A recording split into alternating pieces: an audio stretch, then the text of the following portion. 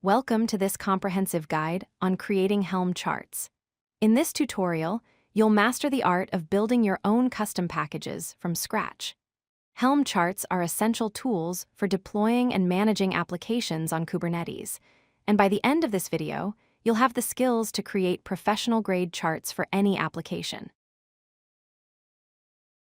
A Helm chart is essentially a package of pre-configured Kubernetes resources.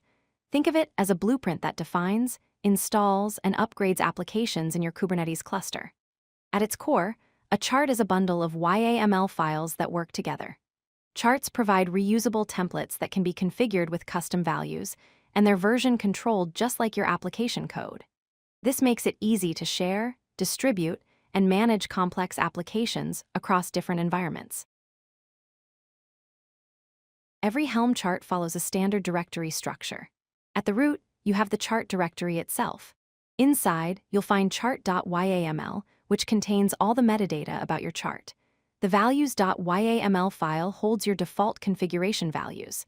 The templates directory is where your Kubernetes manifest files live, such as deployment.yaml and service.yaml.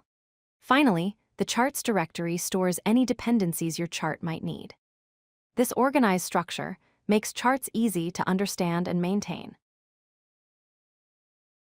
The chart.yaml file is where you define metadata about your chart. The API version field specifies the chart a PI version, which is v2 for Helm 3. The name field gives your chart a unique identifier. You'll add a description to explain what your chart does. The type field can be either application for deployable charts or library for reusable chart components. The version field tracks your chart's version, while app version specifies the version of the application being deployed. You can also include maintainer information with names and email addresses for support. The values.yaml file is where you define all configurable parameters for your chart. For example, replica count controls how many instances of your application run. Under the image section, you specify the container repository, tag, and pull policy. The service section defines properties like the service type and port number. These values act as defaults that can be overridden during installation, making your chart flexible and reusable across different environments without modifying the templates themselves. Helm uses Go templating syntax to make your Kubernetes manifests dynamic. To access values from your values.yaml file, you use double curly braces with .values followed by the field path, like .values.image.tag. You can access chart metadata using .chart.name. Release information is available through .release.name, which gives you the name of the current installation. Helm also provides built-in functions like quote, which wraps a value in quotation marks. This templating system is what makes Helm charts so powerful and flexible. Let's look at how to create a deployment template. You start with standard Kubernetes deployment structure, defining the API version as apps/v1 and kind as deployment. In the metadata section, you can use template syntax like double curly brace .release.name double curly brace to dynamically set the deployment name. For the replica count, you reference .values.replica count, pulling the value from your values file.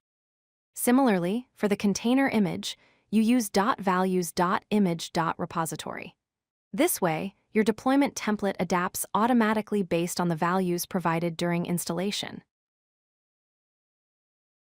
Helper templates, also known as named templates, allow you to define reusable template snippets. You create these in a file called _helpers.tpl to define a helper. You use the define keyword followed by a name in quotes, like my chart.labels. Inside, you write the template code you want to reuse. To use a helper template elsewhere, you use the include function with the helper name and pass the current context with a dot. This approach keeps your templates clean and maintainable by avoiding code duplication across multiple files. Creating your first Helm chart is straightforward. First, run the Helm create command followed by your chart name, like Helm create my chart. This automatically generates the complete chart structure with all necessary files and directories. Next, you customize the templates and values files according to your application's needs. Finally, before deploying, you should validate your chart using Helm lint followed by your chart name.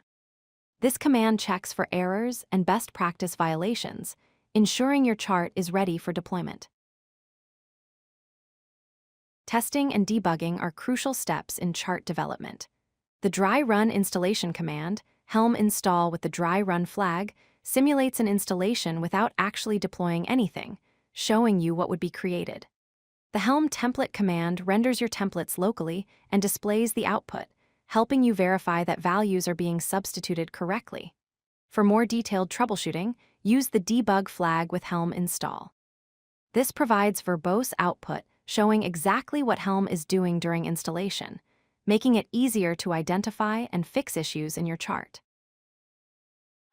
If you like this video, hit that like button and don't forget to subscribe. Visit codelucky.com for more such useful content.